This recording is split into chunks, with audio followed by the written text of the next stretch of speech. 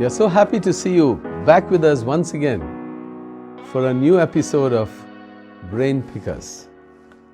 It's that program where we draw on persons, their expertise, their experience, which has helped the church to grow and made some impact in society. Today, I have the privilege and the honor to have not just one, but two persons who are very actively involved with the Hope and Life Association, an association that brings together, it's a platform for widows. It started in the Archdiocese of Mumbai. To my right, we have Lorna D'Souza, who served as the president in the Hope and Life Association. She comes from a background of education. And to my left, we have Maryanne who's also been involved in this, actively involved not only in the diocese, but also particularly in her parish, in many fields, including music. So we have the two of them here this day to talk on how this wonderful Hope and Life Association began, how it developed and grew, and how it has made a difference, I would say even an impact on the people, especially those who are widows.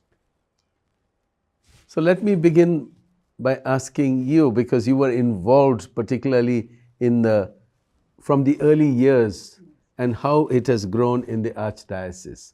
This wonderful Hope and Life Association begun by Bishop Bosco Penna. And so it's over on to you. Thank you, Father, for introducing me. The association began in the Diocese of Bombay in the year 1985. And that was just the year before when I lost my husband in 1984. So Bishop Bosco thought he'd start a group of widows coming to the seminary. At that time, he was the rector. And he called for a meeting of a few widows. We were around 10 widows at that time. And he just explained to us what exactly he was hoping us to do for this group. So he explained to us the purpose of widowhood. I mean, widowhood for us was something like a major tragedy in our lives. But the talk that he gave us was something which drew many more widows later on. And he spoke about widowhood being a vocation. It is a call from God. It's another call from God. And God has another plan for us. Secondly, he told us that through widowhood, we can spread hope and life to others. And that is why we decided to call it the Hope and Life Association. And thirdly, he said that Mother Mary herself was a widow. So we could take Mother Mary as our patroness. So these were the three objectives first he worked on. Then every month we had a meeting. And by the end of the year, we had about 50 ladies coming for this recollection once in 3 months. That's how the movement started in 1985. And today we are 2,000 widows in around 60 parishes. And that's how we'll talk about the other objectives and all later. Father will talk. It is wonderful how what began as a small seed of 10 just grew up to be 2,000. That's a great figure. Now, it's one thing to talk on a big global level of the Archdiocese, but how does it function on the level of the parish? Because that seems to be the area where you sort of initiated, and so it'll be good to learn from you. It took me a long time to acknowledge myself as a widow. And I was sent for a retreat because I could not get over my guilt feelings. And there again, I realized, just as Lorna said, that widowhood is not a curse, it is a vocation. It is God's plan. He has planned a life for us after He has taken our spouse away. So, and at the retreat, I realized that there were so many other younger widows, and I was nowhere. I thought my suffering is nothing compared to theirs. So then I decided that I'm going to start this movement in my parish. And first I asked my parish priest to help me. He supported me. And the first thing I did was to visit each widow in the parish. There were about 300 widows in our parish, and I visited each and every one of them. It took me about 6 months. Then we called for a little get together with all these widows. Bishop Bosco presided over it, and that's how I began. It started with 10, and now we are 50. Wow. So it gives flesh to the, what we say, think global but act local. And I think this is something that really has enabled it to have feet on the ground, as it were. Because you can have a big idealistic association, but it has to actively touch the lives of people. And I must say, it took a lot of trouble going to visit for 6 months the varied persons across and different widows in different stages of grief. Now, both of you have been involved for so many years, so many decades, I would say, in this. For an association to grow, it is important to have an objective, the principles, the aim. How did that come about, and how did you spell that out? Yeah. So we used to meet as a core group of about 5 or so, along with Bishop Bosco, and we would ask ourselves, why are we having this association? What are our objectives? So we wrote down the objectives as building up the spirituality of a widow. Secondly, helping her to, empowering her to live in a world which has different opinions about widowhood. And thirdly, building up, helping her to live a life of hope and give hope to others. These were the 3 objectives. Wonderful. Yeah. The last was very missionary, not only for yourself, but how to take it to others. Maybe what you could do is, because with these clear objectives in mind, how has this benefited those who have become members of this association? Yes, when I visited them, I had a personal touch with them. Each widow, I asked about how they have struggled in life. And then when they came to the association, when they came for our meetings, I used to make them share. They were so quiet and, frightened. They were not prepared to even come out. It took me a long time to persuade them that, this is something where we can help you. They used to always ask, what will you do? Will you all give us some financial support? So I used to say, no, it's not that. We'll give you all hope. We'll make you feel like one of us. And then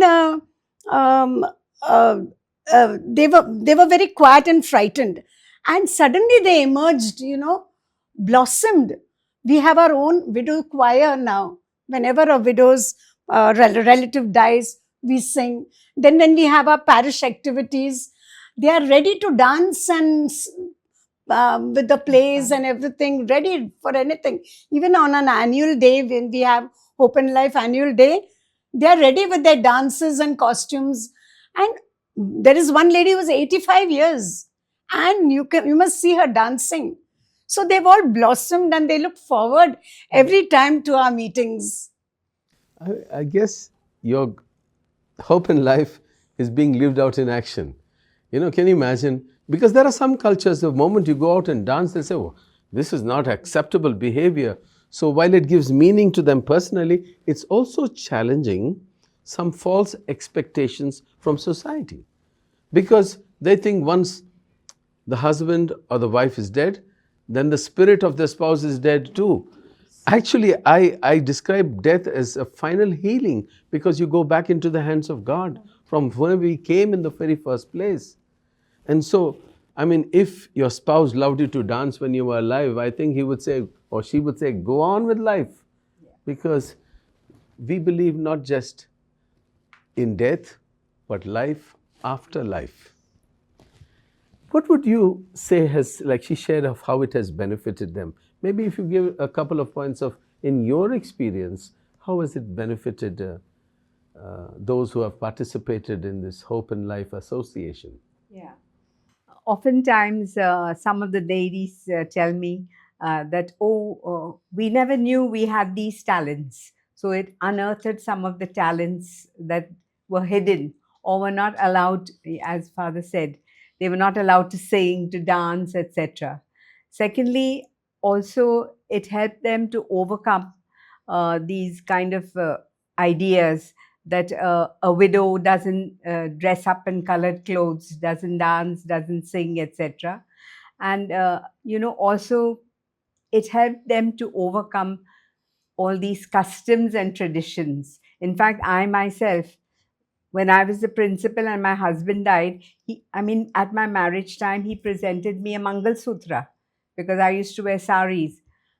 And I continued wearing because he always used to say, Lorna, if anything happens to me, will you keep the Mangal Sutra aside? Because he used to see other ladies were not allowed. I wore the Mangal Sutra, and one parent came in and said, Madam, आपका मर्द गुजर गया और आप मंगल सूत्र पहनते हैं. I said, हाँ, उन्होंने आपको तोहफा दिया था तो फेंकने का. So I told them this. And thirdly, all these kind of customs and traditions, gradually the ladies have been overcoming, and you see our ladies for our functions. They are dancing, singing, and praising the Lord without any inhibitions, You also create such a safe space for them to be there among their own. Isn't it ironic? The two of you are in such colorful clothes, and here I am dressed in black. Now we've looked at what has been enriching. Now, any journey is not always straight. There are challenges, there are difficulties, there are obstacles. Sometimes they come from the person itself, sometimes from the family, sometimes from the society, sometimes because they can be infighting among yourselves as well. What would you say are a couple of challenges that you faced, and how have you sought to address them? Would you like to share? Yes.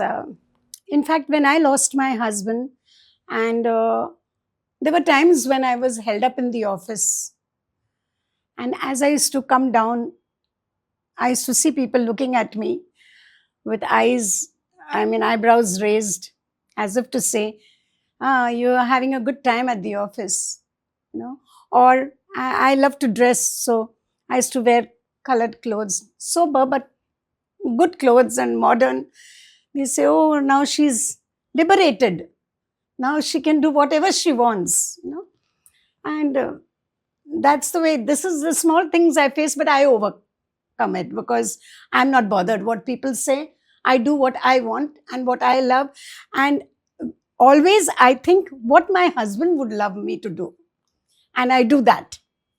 That's a nice way of putting it. If I may say, you are marching to the drumbeat of your husband and not to that of society. Right. And I think this is something good. Now, that's on the level of the person.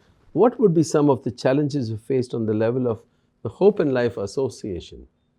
You're trying to establish an association and get it going, and sometimes you meet with roadblocks or difficulties. Have you faced? I think she would be able to, because she was in the executive. The response from the people at home when we have meetings or we have retreats, etc., that's the time when some of our widows find it difficult to get permission from their own son or daughter-in-law to go for these meetings. They will say, but you have got to look after the children at home. Where are you going for 2-3 days? Then we go and tell them, she's not going for a fling. She's going for some spiritual development or enrichment, etc. Can't you take leave 1 or 2 days or whatever? So that's one. Secondly, finance. She becomes sometimes, if she's not working, she's at the mercy of her son, and etc. Then the lady will say, Madam, I have to ask my son, but the son has to ask the wife. And then the wife says, where are you going to spend 500 rupees for that retreat? All that goes on. Then we intervene, and when we go to the houses, it's a different story. The daughter-in-law will call you and say, come, auntie. Oh, sure, I have this. But when the lady really goes to ask for it, then I tell the lady, if you have a problem like this, because even afterwards, then they have to suffer the taunting. So we subsidize. So their financial instability, there's a sense of insecurity. If she's not good with the daughter-in-law, she will be put in the home for the aged. And thirdly, some of them are afraid that what will the other people say in my family? I'm going for this, I'm going for that.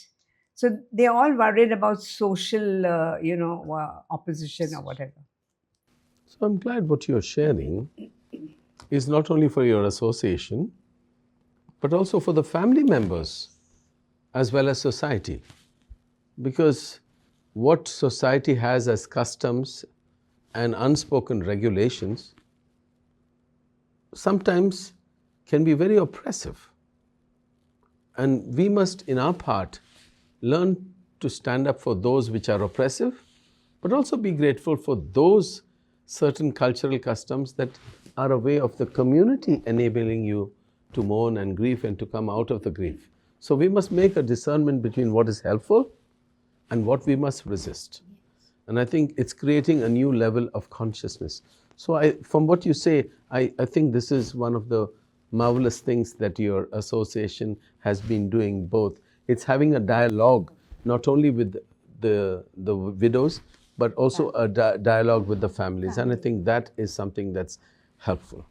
Looking forward, if you've at the Hope and Life Association, what would you say they should do more or something new to what they are already doing? Have you given that a thought? This is only for women. Okay. What about the possibility of having an association for widowers? It need not be together, because it's not part of a remarriage plan. But the needs of a widower, coping mechanisms of one who's going through widowhood would be different as for a man as for a woman. Has there been any conversation to have, for example, a male branch of Hope and Life Association?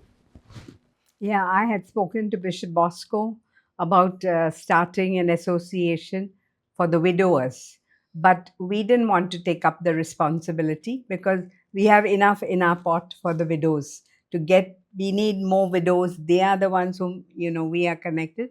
But widowers, we did try in 1 or 2 parishes where I spoke to the parish priest. He announced it and he called. That day 5 men came. First and foremost, they were the ones who said, we don't want to have together.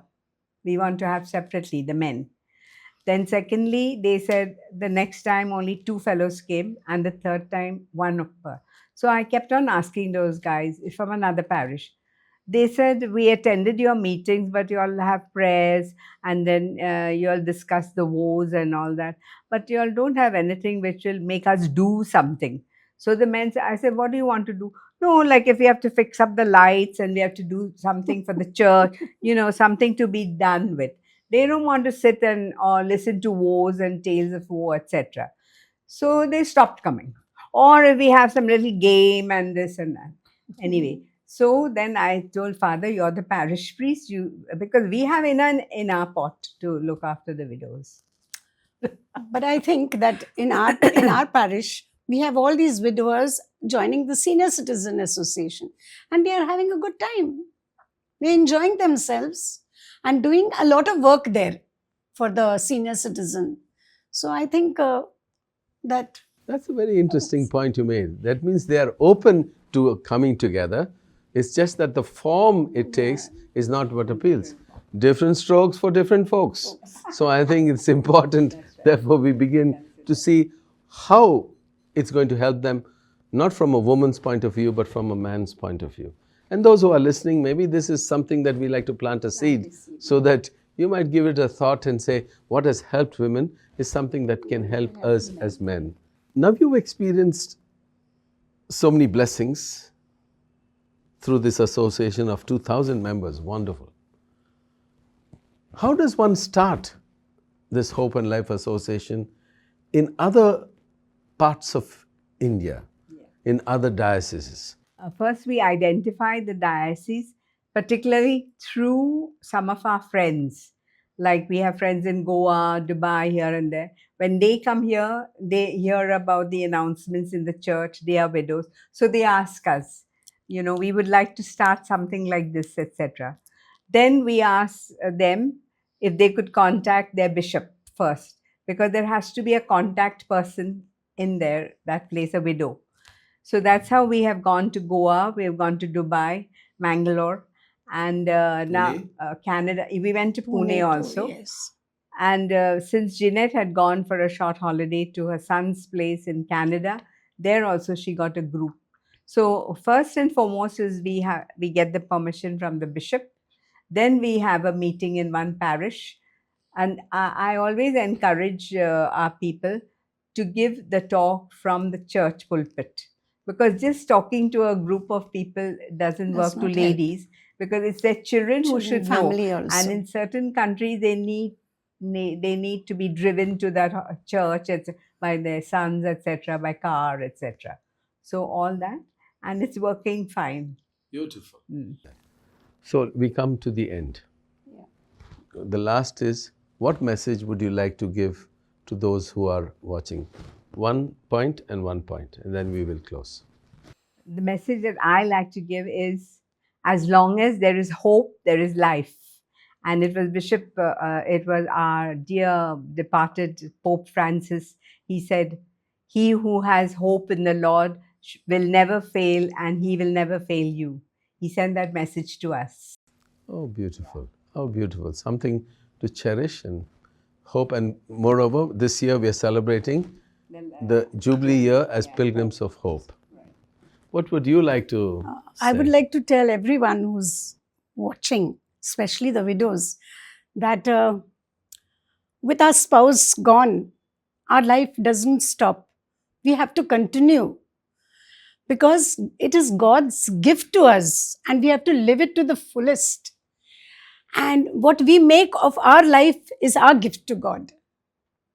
I think that's really very, very beautifully put. Because, in this whole journey of widowhood, there is a whole gamut of experiences. Some have happy memories of their spouses, which they want to celebrate every day. The other end, they have got very painful memories. And it is particularly to these who need that hope, who need that life. Because after having lived a very painful marriage, they've come to a stage so that they do not carry already when the spouse was alive something painful, but now after being released into the mercy of God, that they should be at peace as well. So I think the very name that you all have of hope and life should be something that drives us from within, but also impacts those who come into the association. So I really want to thank you both, Lorna and Maryanne, for sharing this wonderful journey that you all have made for decades in this Hope and Life Association. I'm sure it has spoken to so many of you who are participating in this program. And more than just hearing an experience or a story, it's important to start something like this in the places that you are. You have as a reference point the Hope and Life Association, already functioning so well in Mumbai with 2,000 members. Get in touch with them and make sure that Hope and Life is not restricted only to a small group in a limited area, but spread across the country, and those who are listening in other countries as well. Thank you so much for participating in this episode of Brain Pickers.